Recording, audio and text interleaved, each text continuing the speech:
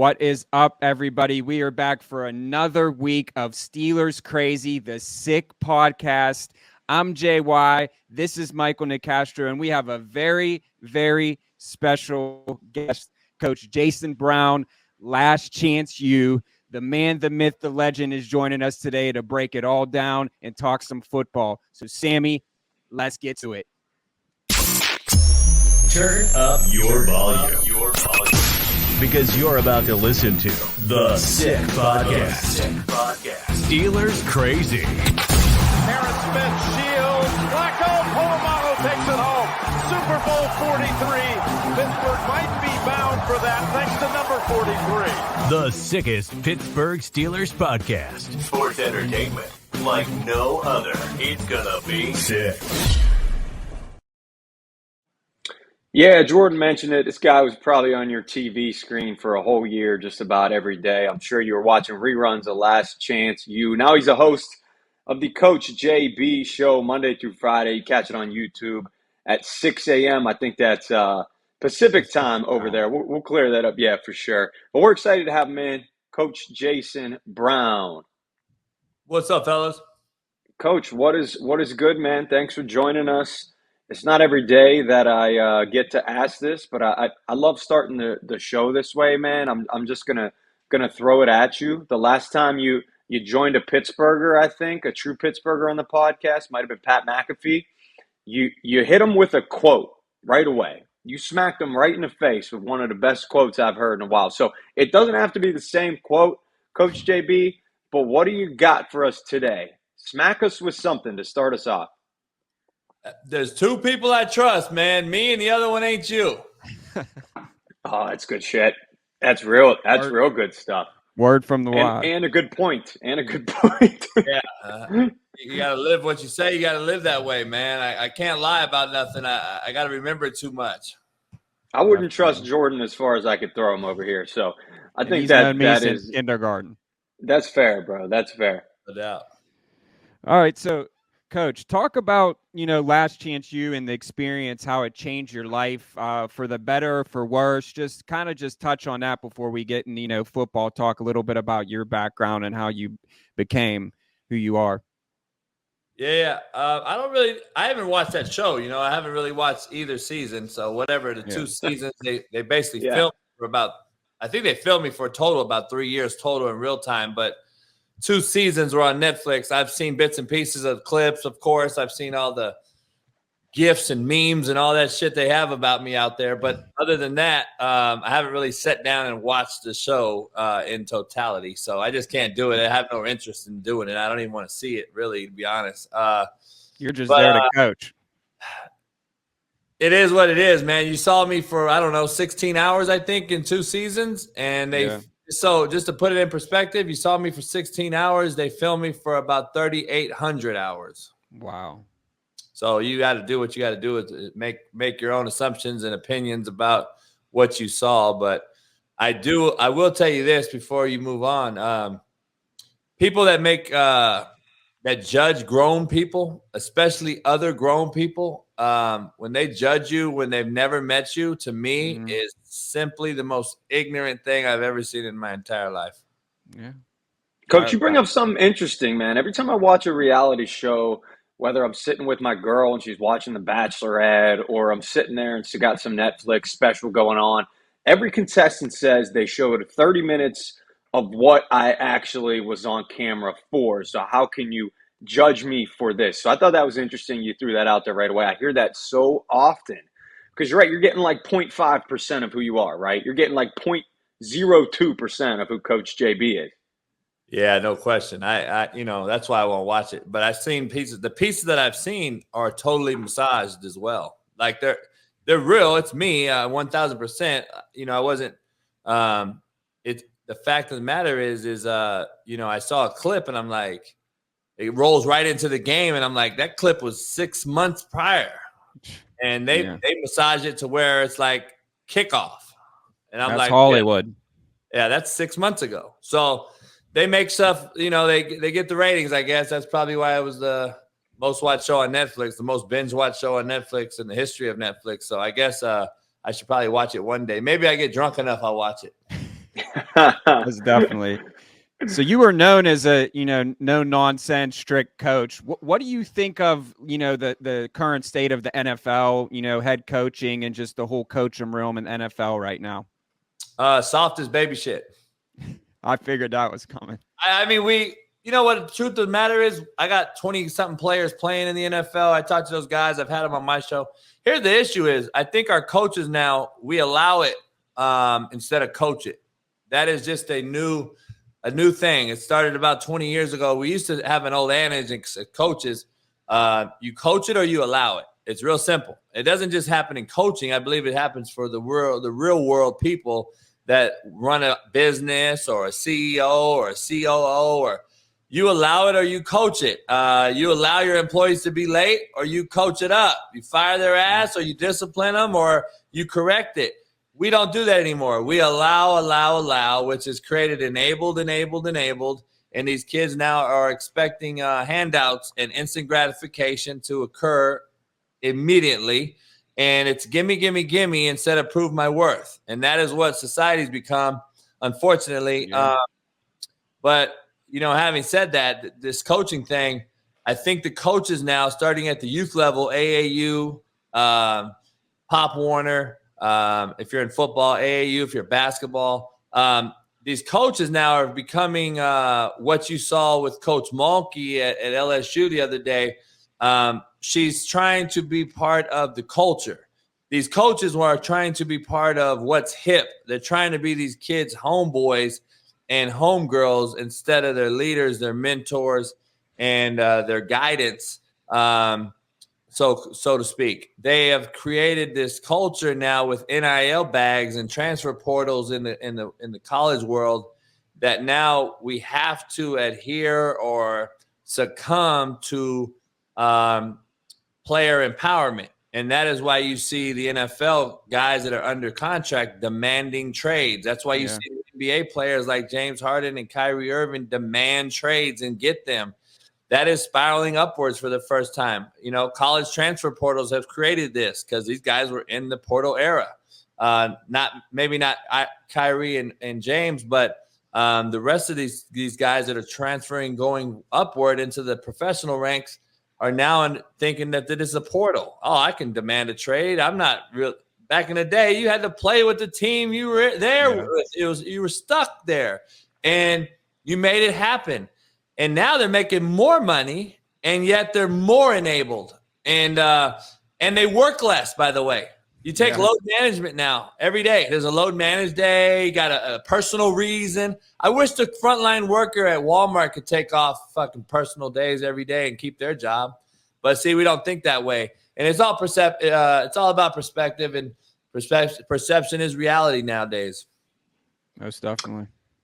Man, you said soft as baby shit. I jumped on your Twitter earlier. I saw you cooking up meats left and right. There's no way your stool is soft right now with all that brisket you're cooking. Stool softeners are great. Man, let's transition to the NFL draft a little bit. Obviously, we've been following the show, touching on different subjects. Of course, on the Coach JB show, we're hanging out with Jason Brown. Talked about Jalen Carter a little bit. This is a player, I think, who maybe has some relatable components to what you had at JUCO for a while at Last Chance U. Carter seems like, at least from the outsider, a guy with a ton of talent who maybe just doesn't have that motivation. Is this a guy you would draft? Drafting and taking them to football jail and rehabbing them is completely different things. I was a football jail warden.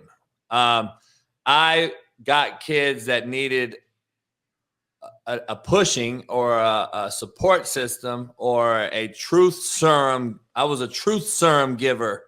Mm-hmm. And that is what these kids do not have anymore. And people defend these kids, and we make excuses for excuses nowadays. And we don't ever – I want to know when we're going to start holding these people, coaches, kids, leaders, parents. When are we going to start holding them accountable? I don't think we understand the difference between accountability and responsibility. these people need to be need to be held accountable.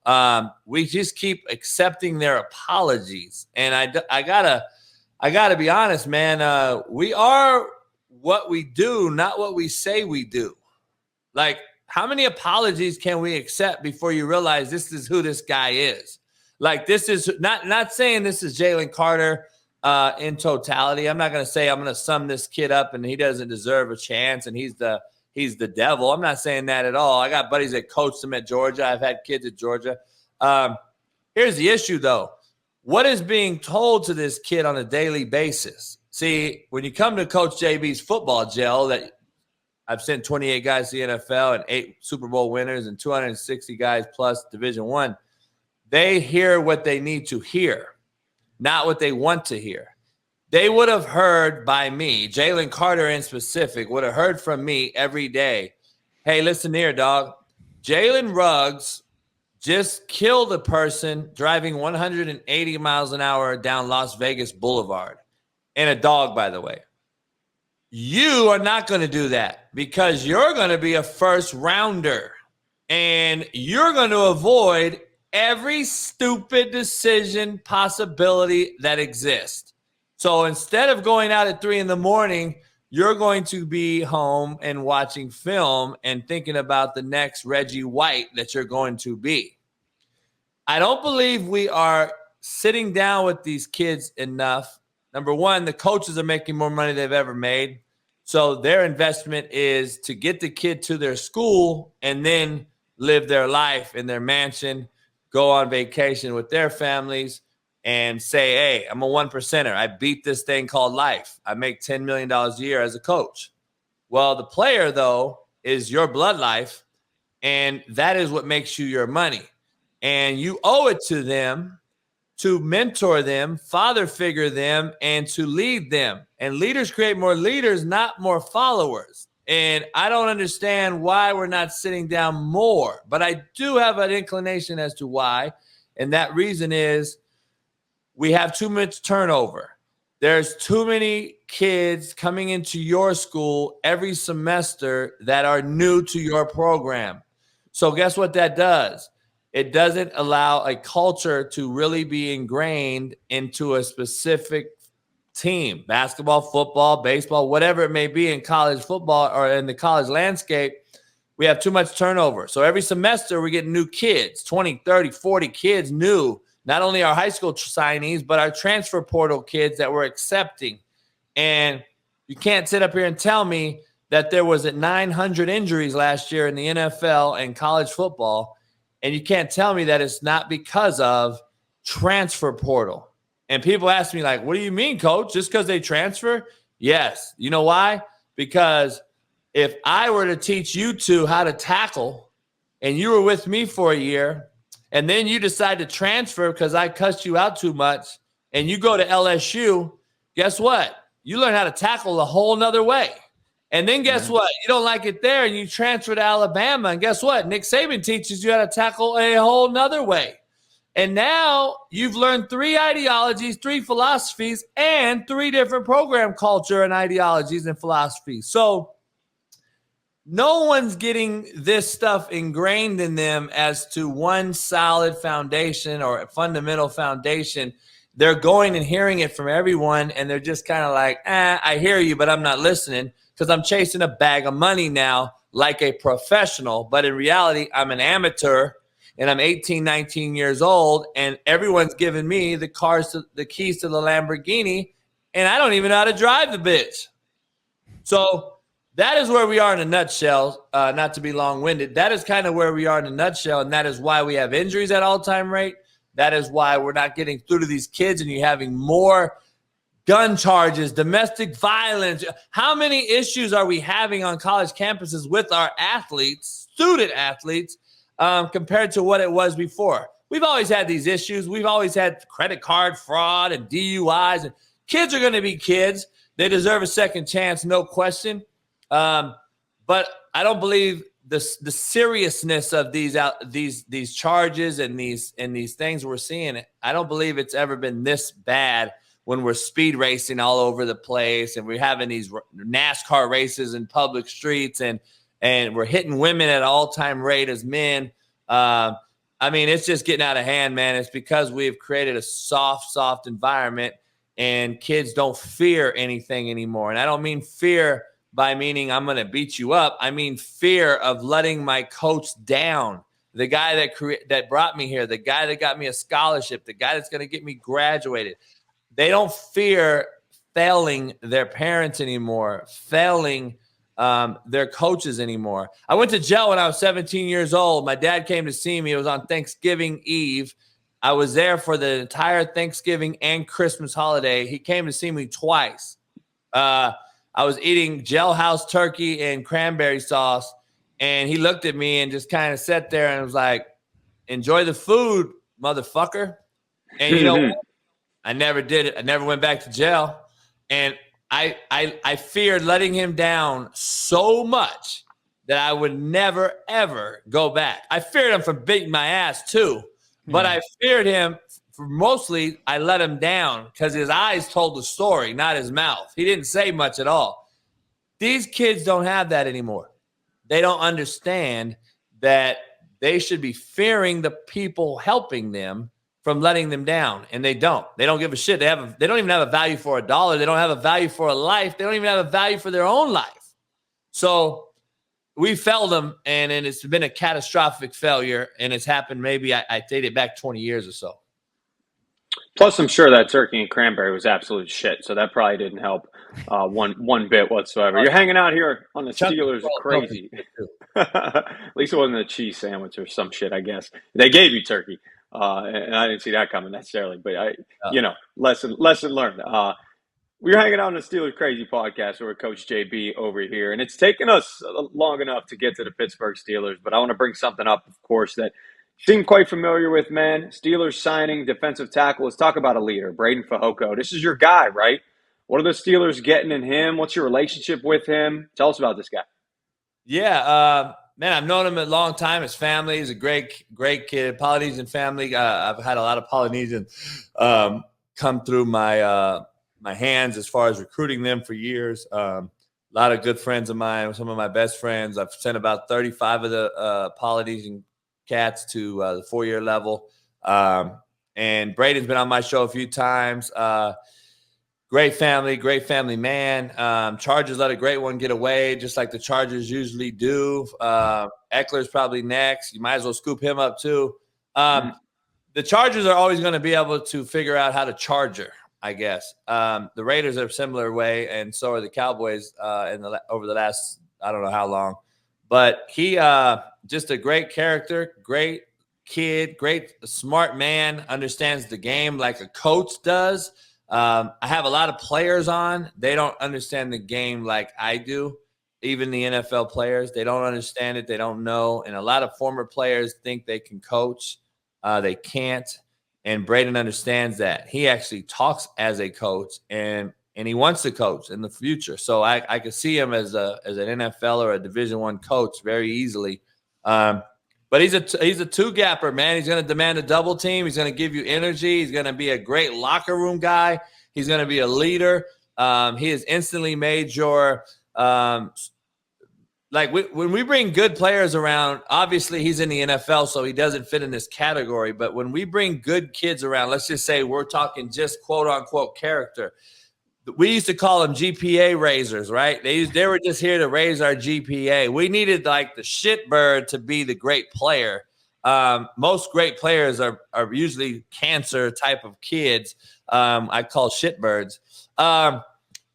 He's not. He's both. So he's an NFL player, obviously. That's why the Steelers took him. But he's also that GPA raiser. He is a locker room guy. He's going to get the team rallied up. They're going to buy into him. And he's a Polynesian culture. They don't play those games. And I think you've had some great Polynesians in Pittsburgh in the past, obviously. So I think that everyone understands. And I think Coach Tomlin understands that as well. And I think that is instantly going to boost the morale, the character, and the leadership in that locker room. And I think you got a great one that's going to be around for a while. GPA raiser. Holy shit, I love that term. Jordan and I could have used some of them in our lives. That's why we're doing a podcast right now. Could use them in high school. JY, go ahead. Yeah, so I had two other questions, and then we'll let you go. We know you're a busy man. We just kind of wanted to get, because you're on the West Coast. What is the outside perception of the Pittsburgh Steelers? Well, you guys are huge. I would say you're top 3 fan base in America because you travel. California's got Steeler bars everywhere out here, just as you do all over the place. I think it's you guys, the Cowboys, and the Raiders. I would argue. The Chiefs may be coming out in the up and coming, but your 3 fan bases are every state at a bar somewhere in every state in the union. And then I'd probably follow that with like Eagles and Chiefs fans. People love the Steelers, but you got to understand we're the second largest media market, even when we had no football team. So when the Rams left here to St. Louis and we had no team, guess what? LA is the biggest fair weather fan base in America. So one day we're a Clippers fan, the next day we're Lakers fans again. Mm-hmm. And remember, whoever's hot. Yeah, and then so you've probably gained 5 million Pittsburgh fans in LA when we left and went to the St. Louis. I go to Arizona a lot to hang out with a buddy of mine, a live golfer, Pat Perez. And we go around Scottsdale, and there's like 10 Steeler bars, dedicated to the Steelers. So we're heading there this summer. Yeah, so there's, and I'm sure you know where you're going, and I've probably been to that place. There's Steeler bars all over, and I think you're right up there at the top. My buddy Adrian Clem was the O-line coach there last year. Okay, and we grew up together. Now I think he's back in New England, but he was with Oregon last year, and then he's back in New England now, back in the league where he played at. But he did a good job with the O-line there last year under Tomlin, and then decided to take the Oregon OC job. But you guys travel well, man. It doesn't matter where you guys are, especially you come out here to play at Chargers or something. It's crazy. You got more fans than the Chargers. What are your thoughts on one more question? What are your thoughts on Kenny Pickett, and do you think that he has what it takes to bring another Super Bowl, the one for the thumb to Pittsburgh? I don't think he has it. I think you guys got to get a quarterback sooner than later. I think you're still in a kind of a rebuild situation because of that scenario. You don't have Big Ben where you can now focus on the rest of the roster. Right now, I think you're having to focus on the quarterback and the rest of the roster. Even though you guys are going with Pickett, it seems like I don't see it, but I don't see it in a lot of quarterbacks. I think quarterback play in the NFL in totality is horrible. It's the worst I've ever seen it. Coach JB, you crazy. These guys are freaks. They are freaks. It's the most athletic position we've ever seen at quarterback. The most athletic the position has ever been in the history of football. No question about it. People don't understand, though. There's athletes that play quarterback, and then there's quarterbacks who are athletic. There's a huge difference. We got a bunch of athletes trying to play quarterback in the NFL now, and it has become very, very unwatchable for a guy that understands the game and understands the position as I do and how I coach it. It's bad, man. It's really bad right now. And I blame college. I blame high school coaches and schemes because we're not teaching the kids who are more athletic than ever, who we can maybe have some of the best quarterbacks ever if we coach them and train them into understanding football from ground root level. We're not. We want to go fast, tempo, get in the shotgun, run RPO, triple option, boot naked, get our guys that are athletic on the edge. We're going to run cards. We're going to have Coach JB on the card. We're going to have Stephen A. Smith on the card, and that's the play. Here, run it. So there's no verbiage being relayed from the sideline to the huddle. And when guys get to the NFL and get a playbook this big, guess what? They struggle mildly, to say the least. And now you're having guys from college who are the most athletic recruits in the country come be our quarterback so our college coach can win games to keep his job. The flip side is you're not coaching the kid. You're not teaching the kid how to take a snap from under center, how to read coverage, how to understand where the pressure's coming from, who's blitzing, who's not, where's my sight adjust, who's hot. You see these guys getting $200 million like Kyler Murray, who doesn't even know where the fucking hot is. It blows my mind. And that is why I think quarterback play is at an all-time low. And Kenny Pickett's hands are like a munchkin's hands. I'm not fully bought into the hand size thing. I got big hands and all that, but I never fumbled the ball in my life. I want to see what he does in a full season, playing with a O-line that's kind of in rebuild mode, who needs a few pieces up front, and for him to hold the ball where he does, and let's see if he gets it out of his framework. Can he hold the ball with one hand and get out of harm's way without losing the ball, without being strip sacked, without being able to throw the ball in the snow and windy, rainy weather that you guys are going to get up there, or in Cleveland or in Cincinnati, outdoor places, Baltimore. You guys got to play in the weather. Small hands have never really fared well. But it is what it is. I'm not going to get too much into the small hands. I'm going to get more into having the it factor. And he's a hometown guy. He played at Pittsburgh. We get it. But at the end of the day, let's see some body of work, because right now I'm not bought in, but it is early. And I don't want to anoint anyone, and I don't want to bury anybody after one season. So it's hard to see, but the team's not as good as Roethlisberger had in year 2 and 3 either. So we're gonna have to weigh that in and think about that as well, and weigh that option out when you look at Pickett and then you judge him and you gauge his progress. What's really around him? He's got a couple good wideouts. He's got a great running back. Can the O-line get improved? Can the defense get back to being that silk curtain defense that they're used to in a black and blue conference? We'll see. But I think Tomlin's a winner. I think he's a top 3 NFL coach, no question. And he just figures out how to get things done. And you guys should be fully confident in what he gets done and who he hires and what he has in store, because he's proven that he deserves that. Yo, Najee Harris, SoCal guy. You get to follow him growing up a little bit? Yeah. Not you growing up, but his development. Yeah, I got to see him quite a bit. Where he played up north, you get to see him a little bit on SoCal TV in the high school ranks, because they had to play a couple good teams down here. So you get to see him here and there. But, he's another big back who's a rumbler and a stumbler, and he's going to be able to get some yak yards, and he can carry the ball 25 times plus a game, which is unique now in a throwing league, basically. But at the same time, they better get something out of him early, because running backs do not last long in this league, and they're not going to be paid very high after year 3 and 4. They're just going to draft a new one. Running backs are a dime a dozen. Ask Derrick Henry, ask Josh Jacobs, who are guys that are looking to who are being tagged. And you wonder why Saquon Barkley wants $15 million, because he knows he'll never get anything close to it again, especially after an injury. And it is what it is. Running backs are a dime a dozen, man. You can draft Bijan Robinson right now and not pay him, and then in 3 years still not pay him and draft a new one. That is what the NFL does. It's a big prostitution rink, man. And the running backs are the ones being pimped. Coach, where can people find your book? Where can they listen to your show? The show's on YouTube every day, 6 a.m. Pacific. And now we're going to be on Fubo TV too. The show's going to be on Fubo TV. I have Fubo TV, so that's perfect. Yeah, and Believe Network, BLEAV. And then my book's on CoachJBStore.com, the website. I got merch on there. My book, Hate Me Now, Love Me Later. And then also, everything on social media.